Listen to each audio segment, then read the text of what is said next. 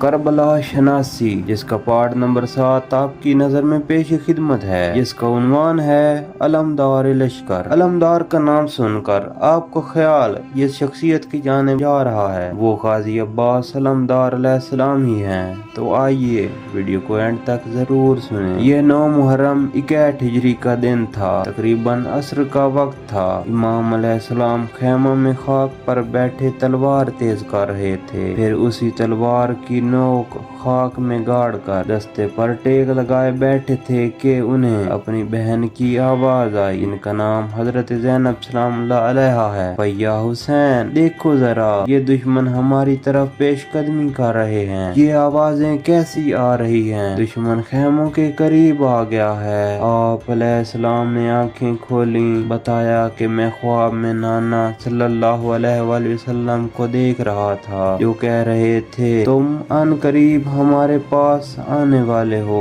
بہن بھائی کی گفتگو جاری تھی کہ حضرت ابو الفضل العباس علیہ السلام نے اطلاع دی کہ دشمن کی فوج نے حملہ کر دیا ہے۔ بھائی عباس، میری جان آپ پر قربان ہو، سوار ہو جاؤ اور ان سے اس وقت حملے کا سبب پوچھو کہ وہ کیا چاہتے ہیں۔ حضرت عباس علیہ السلام 20 گھوڑا سواروں کے ساتھ گئے اور ان سے پوچھا۔ انہوں نے بتایا کہ ابن زیاد کا نیا حکم آیا ہے کہ یا تو تم لوگ ابھی بیعت کر لو، وگرنہ تم پر اسی وقت جنگ مسلط کر دی جائے گی۔ مولا عباس علیہ السلام نے امام علیہ السلام کو ان کے ارادوں سے باخبر کیا۔ امام علیہ السلام نے حضرت عباس علیہ السلام سے فرمایا جائیں اور ان سے 1 رات کی مہلت مانگ لو اور جنگ کل صبح تک ٹال دو۔ آج کی رات ہم عبادت الہی، دعا، استغفار میں بسر کریں گے، کیونکہ میرا خدا جانتا ہے کہ میں اس کی نماز، عبادت، تلاوت قرآن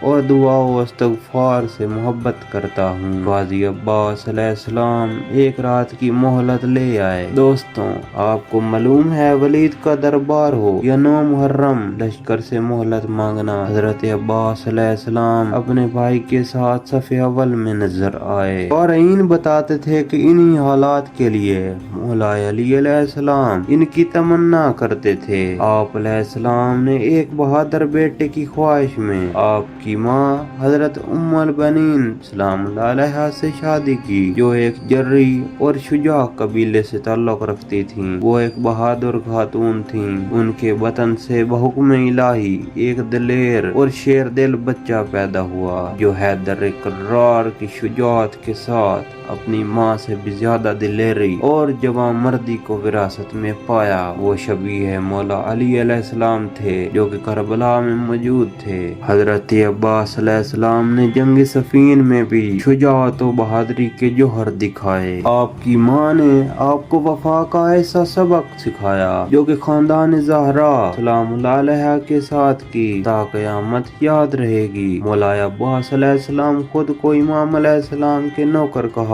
کرتے تھے، خود کا ان کا بھائی تصور کرنا تو دور کی بات۔ آپ کی وفا کا امام علیہ السلام کو اتنا یقین تھا کہ شب عاشور جب امام علیہ السلام نے سب ہاشمی جوان اور اصحاب کو اکٹھا کیا اور ان سے اپنی بیعت اٹھاتے ہوئے کہا کہ اگر کوئی جاننا چاہتا ہے تو چلا جائے، میں راضی، میرا رب ان پر راضی۔ اندھیرا تھا، چراغ بجھا تھا تاکہ کسی کو جاتے وقت شرم نہ آئے۔ کافی دیر خاموشی کے بعد امام علیہ السلام نے کہا، عباس چراغ جلاؤ۔ عزیزان محترم، دیکھیے، امام علیہ السلام کو اتنا یقین تھا کہ سب جا سکتے تھے، لیکن عباس ان کو چھوڑ کے نہیں جائیں گے۔ مولا عباس علیہ السلام نے چراغ جلایا، سب موجود تھے، کوئی نہ گیا۔ یہ ہوتی ہے وفا۔ انہوں نے سب کی بجائے صرف مولا غازی عباس علیہ السلام کو کہا کہ چراغ جلاؤ، کیونکہ ان کو معلوم تھا کہ یہ یہیں موجود ہوں گے۔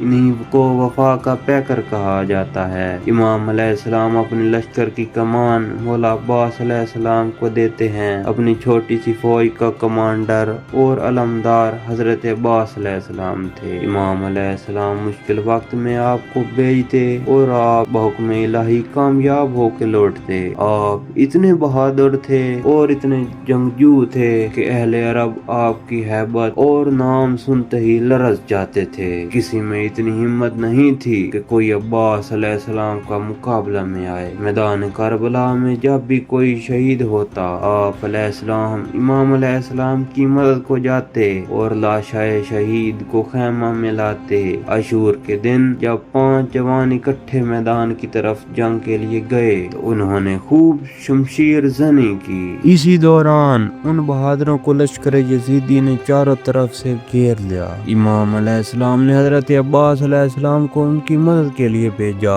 आप अलैहिस्सलाम के मैदान में उतरते ही और हमला करते ही यजीदी लश्कर भाग गया। आप अलैहिस्सलाम ने इन जवानों को आगे किया और खुद पीछे हो लिए ताकि इनको कोई नुकसान ना पहुंचाए। यजीदी लश्कर ने फिर से पीछे से चढ़ाई की। इन जख्मी शेरों को जोश आया और हजरत अब्बास अलैहिस्सलाम की हिफाजत से निकलकर फिर लश्कर पर झपट पड़े। जख्मों से बेजान थे, खूब शमशीर जनी की और आखिर में तमाम एक ही जगह शहादत पाई। अल्लाह ने जब से ज़माना और ज़मीन को खलक फरमाया है, 10 मुहर्रम से ज्यादा कोई दिन सख्त न था। हजरत अब्बास अलैहिस्सलाम के लिए उस वक्त जिंदा रहना मुश्किल हो गया जब इमाम अलैहिस्सलाम के सारे असहाब व अंसार शहीद हो चुके थे और दुश्मन ताने देने और तंज करने पर उतर आया था। तब आप अलैहिस्सलाम ने इमाम अलैहिस्सलाम से जाके रुखसत तलब की। ऐ भाईजान, क्या आप मुझे इजाजत देते हैं कि मैं मैदान में जाकर आप अलैहिस्सलाम की नुसरत में अलम जिहाद बुलंद करूं? इमाम अलैहिस्सलाम ने फरमाया,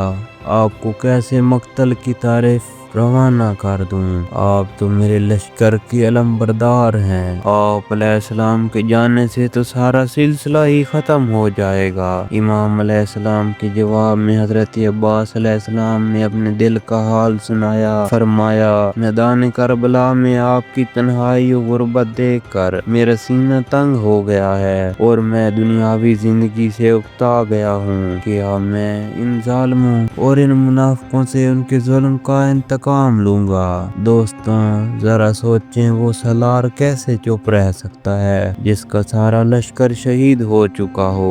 बच्चे, बच्चियां और खवातीनों की नजरें मौला अब्बास अलैहिस्सलाम पर जमी थीं। प्यासे बच्चे अब मौला अब्बास अलैहिस्सलाम की तरफ नजरें जमाए हुए थे। प्यासे बच्चों की प्यास का नाम अब्बास थे। बीबियों की चादरें और पर्दों का मुहाफिज अब्बास थे। जब तक गाजी अब्बास अलैहिस्सलाम जिंदा थे, सब शहीद होने के बावजूद सबका आसरा वाहिद हजरत अब्बास अलैहिस्सलाम थे। उनको यकीन था जब तक गाजी अब्बास अलैहिस्सलाम ने किसी की हिम्मत नहीं कि वो खैमों की तरफ आंख उठा के भी देखे। दोस्तों, वक्त जुदाई आ गया। 4 साला मासूमा बीबी सकीना बिन्त इमाम हुसैन अलैहिस्सलाम अपने चचा को नन्हे हाथों से मश्क पहनाती हैं। खैमा में अली असगर जैसी नन्ही जान तड़प रही थी। इमाम अलैहिस्सलाम ने गाजी अब्बास अलैहिस्सलाम को जंग की इजाजत नहीं दी, सिर्फ दरिया से पानी लाने की इजाजत दी। इमाम अलैहिस्सलाम ने कहा, जंग करनी होती तो मैं अपने साथ इस जंगल में औरतें और बच्चे ना लाता। बहुत बड़ी आजमाइश थी दोस्तों। गाजी अब्बास अलैहिस्सलाम के लिए रवायात के मुताबिक गाजी अब्बास अलैहिस्सलाम तलवार मैदान जंग में नहीं लेकर गए। मैदान में बस मशकीज़ा था और उनके साथ एक नेज़ा था। जंगी लिबास में आखिरी सलाम किया इमाम हुसैन अलैहिस्सलाम को और इजाजत रुखसत चाहिए। हजरत अब्बास अलैहिस्सलाम ने खुतबा दिया। यजीदी लश्कर को उनको समझाया कि वो कितना बड़ा गुनाह कर रहे हैं। खैमों में प्यास की शिद्दत बताई, मगर वो लानती बेरहम थे। यजीद की बेअत करवाना चाहते थे। शिमर ने हैदर करार के बेटे की इज्जत को ललकारा। एक तरफ यजीदी लश्कर, एक तरफ आलातश की सदाएं, नेजा और मश्क थामे जाने बे फरात एड़ लगाई, जहां 4 लाख का लश्कर पहरा दे रहा था। तनहा यजीदी लश्कर पर हमला किया, दुश्मन की सफों को चीरते गए। उम्मुल बनीन के लाल दुश्मनान इस्लाम पर पूरी कुव्वत से टूट पड़े, उनकी जंगी सफों को उलट पलट दिया। जिधर जाते उनके सीने चीरते जाते, लाशों के ढेर लग गए। किसकी जुर्रत थी कि वो हैदर कर्रार के दिलावर बेटे का मुकाबला करता। दरिया छोड़कर सब भाग गए। अब दरियाए फरात पर गाजी अब्बास अलैहिस्सलाम का कब्जा था। यहाँ उनकी वफा का जिक्र ना किया तो मकसद करबला शनासी पूरा ना होगा। दोस्तों, गाजी अब्बास अलैहिस्सलाम खुद पानी पी सकते थे। उन्होंने खैमों की प्यास को खुद से ज्यादा अजीज रखा और पानी को मुंह तक न लगाया, हत्ता कि उनके घोड़े ने भी पानी ना पिया। दोस्तों, ये थे वफा की पैकर का नमूना।